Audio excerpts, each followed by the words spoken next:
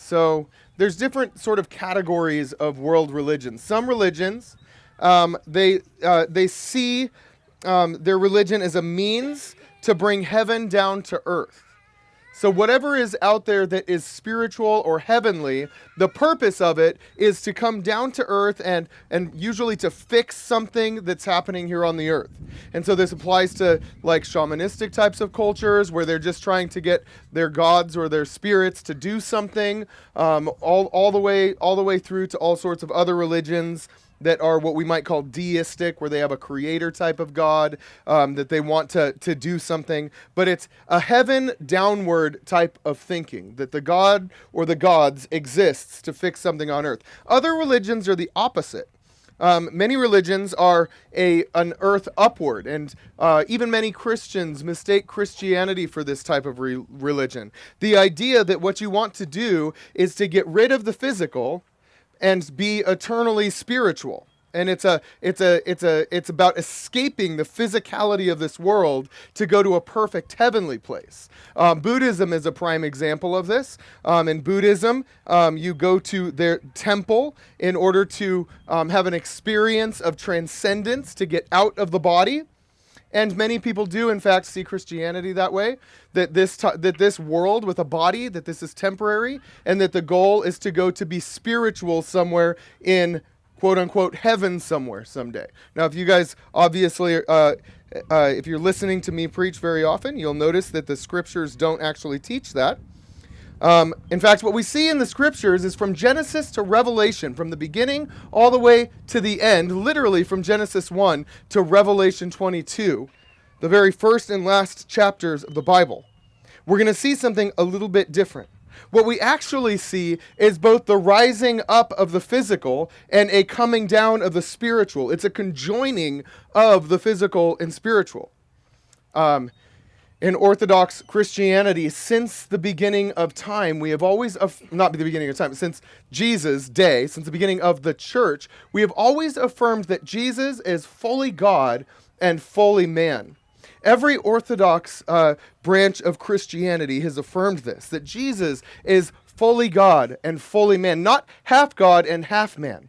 But he is 100% God and 100% man, and this is because Jesus is the coming together of everything physical with everything spiritual. And so as we look to the scriptures, what we're going to see is that a sort of quote-unquote Christian temple is not the same thing as a Buddhist temple. It's not about having a place to find transcendence or to escape, or about finding a place to bring the spirits down to us. Christian temple is about coming together with the spiritual, coming together with God. It's the conjoining of the two. And so that's where we're going to go, and we're going to look at Genesis 1, and we're going to kind of actually survey all of Genesis 1 today, but we'll be focusing on days 2 and 5. But as we survey all of Genesis 1, what you're going to see is that the creation itself was set up as a temple so that God could meet with his human creation. So let's go there. The very beginning, first verse of the Bible, when God began to create. You'll remember this from a few weeks ago. When God began to create, God is the first active agent in the Bible. In fact, God stands above everything that has been created. That the heavens and the earth in its entirety, everything was created by God. There's nothing higher than God. There's nothing equal with God. It is God. It is God, very God. And he is before all things, the foundation of all things, and all things exist for him. And that's going to become really important here in a moment when we start to talk about the context when Moses wrote this story down. But let's go forward.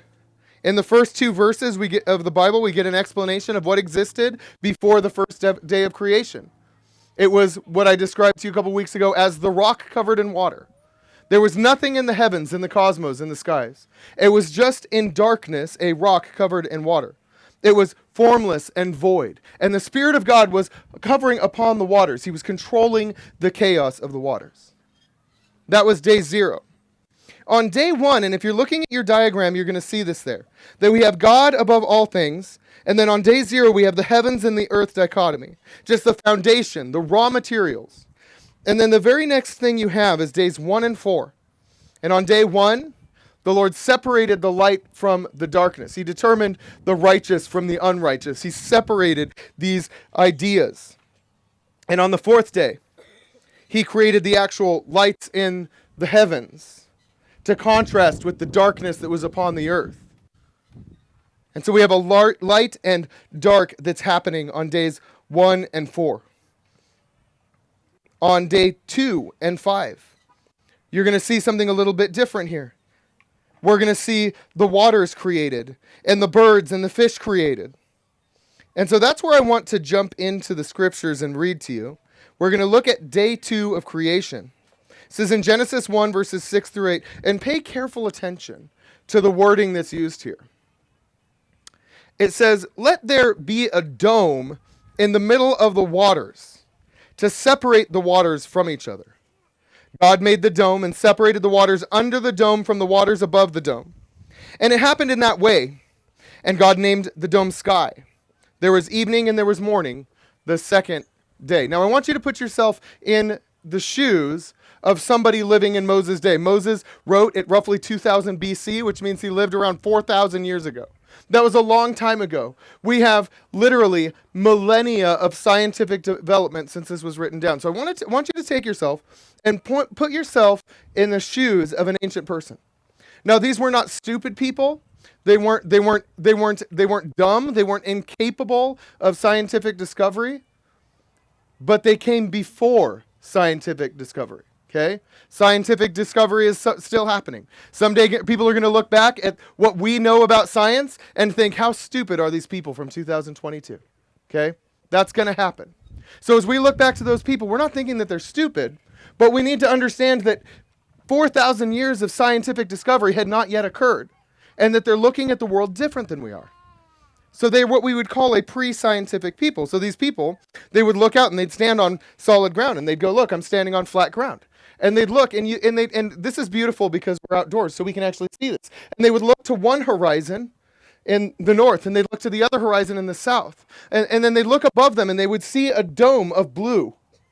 And they'd look to the west, and they would look to the horizon. They would see flat ground going out, and they would see the horizon. And then they would look to the other side, and they would see the same thing.